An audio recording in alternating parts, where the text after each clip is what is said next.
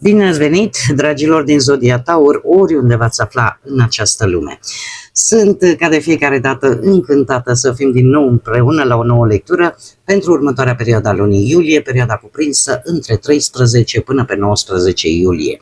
Așa că, dragilor, toți cei care aveți nu doar soarele, ci și luna, Venus sau poate ascendentul în Zodia Taur, această lectură este de asemenea și pentru voi. Desigur, nu uitați, este totuși o lectură general colectivă, așa că vă rog să luați decât ceea ce va rezona cu voi.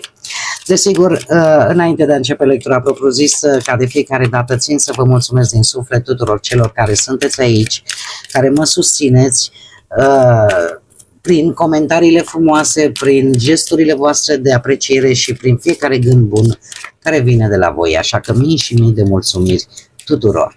Cei care sunteți pentru prima dată aici pe canal, vă urez bun venit și dacă la finalul acestei lecturi simțiți că ați rezonat sau pur și simplu v-a plăcut, nu uitați să vă abonați. Este gratuit și în felul acesta nu veți pierde niciuna dintre lecturile mele. Și acum, dragii mei, haideți să vedem ce este important de știut pentru voi în această nouă săptămână de iulie. Și se pare că avem viziuni, transparență și cum să zic eu, că aș vrea să parcă ghicit așa sună prea simplu. Profeție, să-i spunem, da? Bun, ce ne spun aceste cărți? Păi ne vorbește de niște lucruri pe care voi veți începe să le înțelegeți. Posibil chiar unii dintre voi să aveți așa flash-uri. Flash-uri, intuiție foarte pronunțată, posibil senzația asta de deja vu vis-a-vis de anumite situații, anumiți oameni, anumite locuri. Care este ideea de fapt? Că asta vă va ajuta foarte mult. Ori în descoperirea unui adevăr, ori pur și simplu să abordați situațiile, problemele cu care voi vă confruntați într-o manieră mult mai simplă, mult mai clară. Să spuneți, fără să mai vă simțiți vinovați, poate, ceea ce simțiți cu adevărat. Cumva nu mai aveți acea teamă să-i lăsați pe ceilalți să vă vadă așa cum sunteți voi cu adevărat. Este ceva care vă dă putere, este ceva care, cum să spun eu, psihicul vostru, ca să spun așa, are o vibrație foarte înaltă.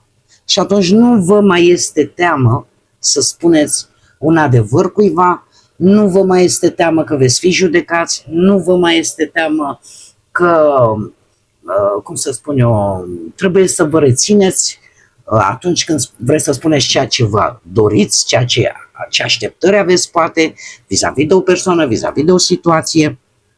Iar alături de această profeție, să-i spunem așa, bine, aici avem și destin, și soartă, și ce ține de viitor în general. Lucrul ăsta pe voi vă va ajuta,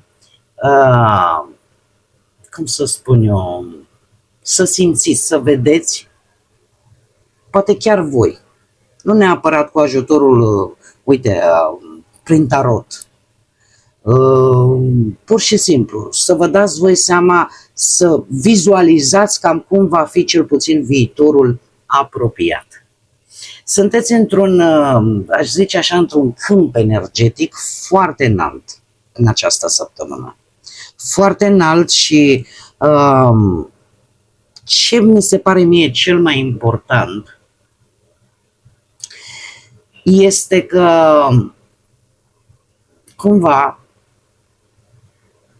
și visele o să vă dea niște semnale.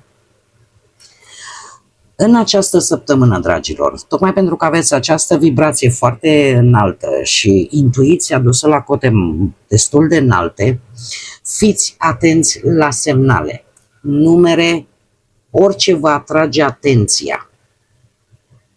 Vise, de ce nu, notați-vi-le, dimineața sau când dormiți, după ce imediat cum v-ați trezit, scrieți-le pe o foaie de hârtie ca să nu vă piară din minte și pe urmă căutați simbolistica a ceea ce voi ați scris, ce v-a atras pe voi în respectivul vis. Nu știu, poate visați, la un exemplu, nu știu, apă multă, fluturi, animăluțe, nu știu, ce visați voi, ce v-a atras vouă atenția în respectivul vis, notați-l și căutați simbolismul spiritual, îl puteți căuta chiar pe Google. Sau cifre care vă apar repetitiv fără ca voi să le căutați. Pentru că sunteți într-o energie destul de înaltă, mai ales pe partea asta psihică, de clarvidență, e ceva aici. Dar asta vă face să fiți autentici. Ca lumea să vadă în jurul vostru, de fapt, e ca o putere de care veți avea parte. Haideți să vedem ce ne spune tarotul. Ce vine pentru voi, dragilor din Taur, în perioada 13-19 iulie, atât pe plan profesional, financiar sau sentimental. Să vedem.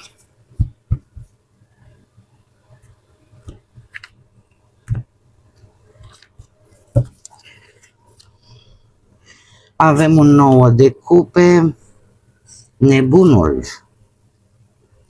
7 de bâte, 2 de spade, surpriza săptămânii. Haideți să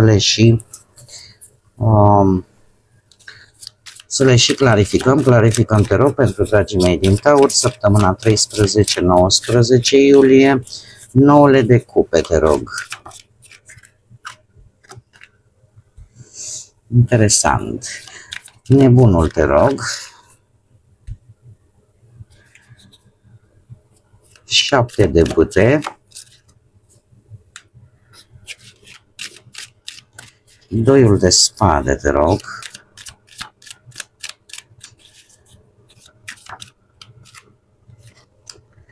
Și surpriza săptămânii.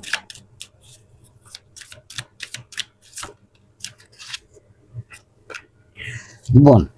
Dragii mei, pe plan profesional se pare că ceva vă iese.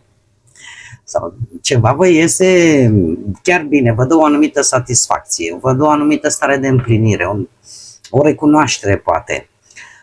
Ori că reușiți în sfârșit să terminați un proiect la care voi ați lucrat și îl finalizați cu succes. Ori că primiți o apreciere, că e din partea colegilor, că e din partea superiorilor, că e din partea asociațiilor, da? Este o săptămână în care se pare că vă veți bucura de realizările voastre. De unde vine? De la un as de cupe.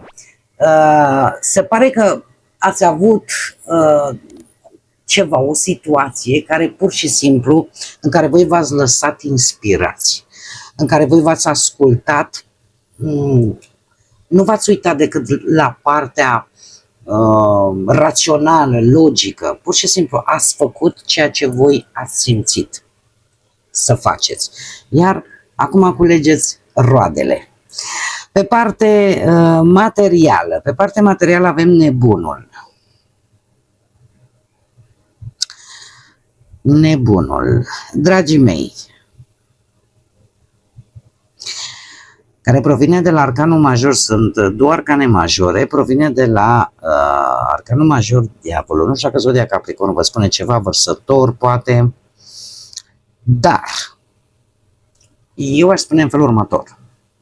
În mod normal, să știți, diavolul, mai ales pe partea banilor, nu este neapărat o carte rea.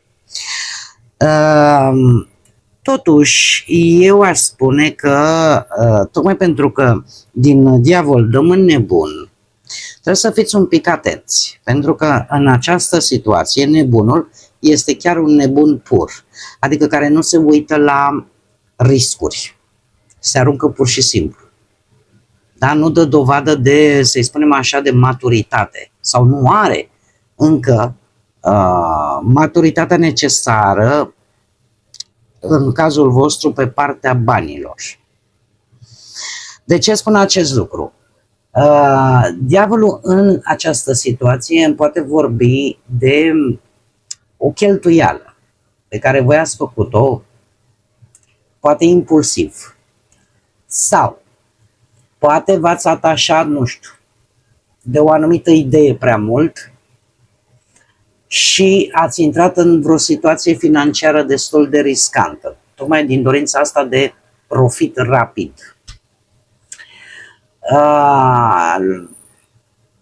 De aici vine tendința asta a nebunului, nu contează, mă arunc.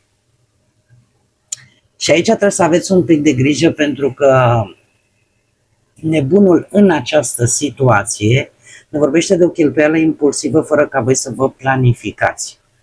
Da? E ca și cum vă aruncați așa într-o investiție foarte riscantă, fără să vă documentați și nu știu dacă se merită.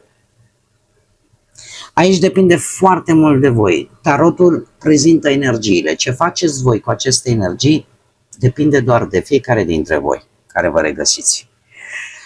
Mie ce îmi spun cărțile, că e bine totuși să, cel puțin în această săptămână, să nu vă aruncați așa chiar cu ochii închiși, indiferent în ce vreți voi să investiți sau ce vreți voi să cumpărați sau ce vreți voi să faceți cu bănuții. Pentru că există această tendință de a cheltui. Și faptul că lasă că investesc niște bani și imediat scot profit, a risca este bine, că dacă n-am riscat, până la urmă nici nu știm dacă câștigăm, dar totuși să-l facem riscul ăsta, să-l reducem pe cât se poate. Dar cum am mai spus, asta depinde de fiecare dintre voi. Pentru cei care se află într-o relație sau într-un cuplu, avem un 7 de bâte provenit de la un 10 de cupe. Dragilor, voi ați avut o siguranță, ați avut o stare destul de bună în relația voastră. Acest 7 de bâte, eu cred că ne vorbește mult despre faptul că, indiferent ce provocări vor veni, poate chiar în această săptămână, să știți că sunt niște teste. Sunt niște teste nu doar pentru voi, cât și pentru partenerii voștri. Chiar dacă veți avea opinii diferite, chiar dacă poate sunt momente în care voi simțiți că trebuie să vă apărați punctul vostru de vedere, totuși să știți că, din câte văd eu aici, există ceva trainic în relația voastră, există o siguranță, există o bază solidă, care eu zic că vă va ajuta chiar poate să vă apărați împreună vis-a-vis de provocări posibil sau vis-a-vis de alte acțiuni din exterior, ale unor persoane din exterior. Dar voi sunteți, se pare, foarte bine închegați. Chiar dacă nu mai cădeți chiar la toate de comun acord sau unul zice hăi, celălalt zice cea, dar cumva există această legătură puternică în relația voastră. Cei singurei, la voi se schimbă calimera, de ce avem un 10 de bâte. Voi veniți după o perioadă destul de complicată. O perioadă complicată în care a trebuit să fiți foarte atenți, să fiți foarte responsabili. Parcă a căzut așa cam totul pe spinarea voastră. În acest, de aici vine și acest 2 de spade. De ce? Pentru că se pare că voi încă nu sunteți pregătiți să vedeți clar ori o situație sentimentală, da? Ori negați să alegeți între două persoane. De ce? Pentru că experiența voastră a fost una foarte dificilă. Iar după o situație complicată și foarte dificilă, o relație,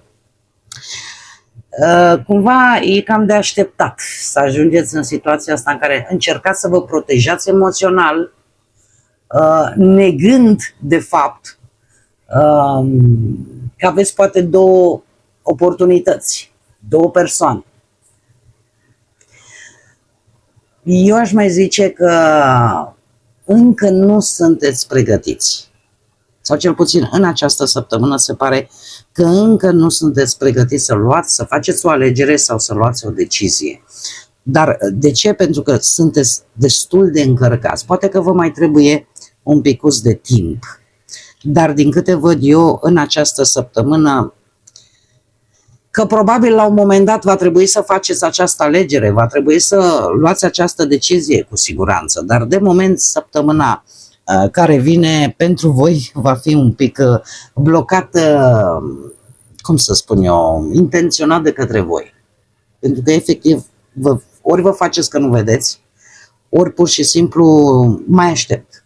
Ceea ce până la urmă s-ar putea să nu fie chiar atât de rău. Surpriza săptămânii, ce să vezi, vine cu îndrăgostiții, vine cu o decizie. Voi, dragilor, ați manifestat ceva, ați cerut ceva. Nu știu, că lui Dumnezeu, că Universului, Divinității, cui vreți voi. Voi ați cerut ceva, ați manifestat ceva, cum să spun eu, ați avut o inițiativă. Da? O inițiativă care duce la acest arcan major îndrăgostiți. Nu știu dacă zodia Gemeni vă spune ceva, duce poate la o comunicare importantă, la o alegere importantă, la o conexiune importantă. Ar putea fi vorba de un parteneriat, atât profesional cât și... Poate, până la urmă, doiul ăsta de spade, vreți, nu vreți, indiferent cât evitați voi, până într-un final veți fi obligați să faceți această alegere, să luați această decizie. Pentru că este ceva ce voi ați manifestat că vă doriți. Și în această situație, probabil că surpriza săptămânii, nu știu dacă are legătură neapărat cu zodia Gemeni, dar clar are legătură cu o anumită comunicare, cu un anumit dialog, cu o anumită decizie. Sau probabil pur și simplu descoperiți că aveți voi împreună cu altă energie, aveți niște valori comune și asta vă face să luați până într-un final o decizie. Dar să știți că e o decizie, nu știu cât de foarte rațională sau logică e. E mai mult bazată pe ceea ce simțiți voi. Haideți să vedem ce mesaj am pentru voi, dragilor din Taur. Avem 1, 3, 4 și 31 ca și numere. Și spune așa, voi chiar sunteți într-o creștere spirituală, așa cum bine am văzut încă de la energia acestei lecturi. Se pare că veți explora noi drumuri și vă veți deschide către noi experiențe. S-a văzut acest lucru încă de la început, cum am mai spus, sunteți într-o vibrație înaltă și ar fi păcat să nu vă folosiți de ea. Și iar un lucru foarte interesant, aș zice, că avem totuși spade, avem zodii de aer, îl avem pe Mercur, Vărsător, zodii de aer, care în general arată partea asta psihică a omului. Așa că pentru voi această săptămână, dragilor, este o săptămână foarte mentală, foarte psihică, foarte... Aveți șansa să vedeți lucruri pe care până acum posibil nu le-ați fi putut vedea, nu le-ați fi putut percepe și de asemenea nu uitați de semnale, de semne în această săptămână. Cu siguranță o să vă răspundă poate la multe din întrebările pe care unii dintre voi poate le aveți. Bun, dragii mei, cam aceasta a fost lectura pentru voi. Eu vă mulțumesc de sigur tare mult că ați fost alături de mine, iar până data viitoare când ne vom reîntâlni la o nouă lectură, nu uitați, suflete frumoase, să gândiți înalt, să zburați înalt și desigur să lăsați ca pacea, liniștea, credința și iubirea să vă însoțească la fiecare pas.